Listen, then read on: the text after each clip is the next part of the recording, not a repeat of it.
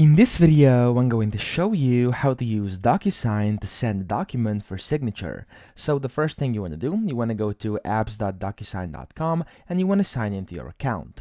Then here from the Home tab, you want to click on Start where it says Sign or Get Signatures. You want to click on Start over here. And it's going to start creating an envelope, and then over here first you'll have to drop your files. So this could be a document you prepared earlier, so you can basically send it to somebody for signature. I'm going to just upload in a ChatGPT generated random sample of a service agreement over here, which is going to be our document for this tutorial. And then over here you can then add recipients. So if you are the only signer, you can check this over here, and as you can see, it says as the only signer you can place fields and sign your document. Once you're done, it'll be saved in your account. But of course, if you're trying to send this to someone for signature, you want to uncheck this and actually add in the person you'd like to add. So for example, I'm going to do myself right now, and then here you want to put on needs to sign. Or over here, as you can see, they can even receive a copy. They can, of course, get the ability to view it. They can get an in-person signer, etc. And then over here, you can customize. You can add an access code or a private message as well, in case that's something you want to do.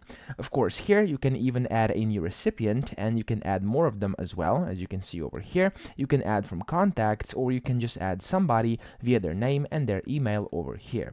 Now, once you've done this, here you have to put in your email subject, so you can put here whatever you want. So you have 100 characters over here, and you can name it whatever you want. I'm just gonna leave it as it is right now. And then you can even put in the email message. So of course, usually you should type in something in here. You should give them some info, and then after you're done with this, you can review everything and click on next. Once you click on next, it's going to display your PDF document or your document over here, and then you have to put in the fields. So over here, for this instance, we're just going to put in the name, signature, and the date. So the way you do this, here on the left, you can see these standard fields. You can just find the ones you need and drag them in here. So for example, we're going to do a name over here, and we're going to put it right to the name over here for the client.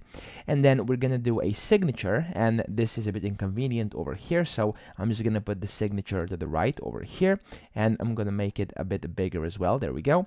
And then the date, you can also do date signed, for example, or do whatever you want over here, depending on, of course, which document you are using.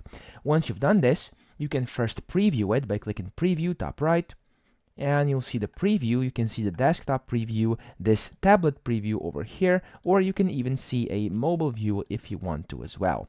Now, once you're over here, you'll be able to then see how this is going to look. You can click on Start, and then it's going to take you over here where your signature will be required, or the signature of the person you are sending this to.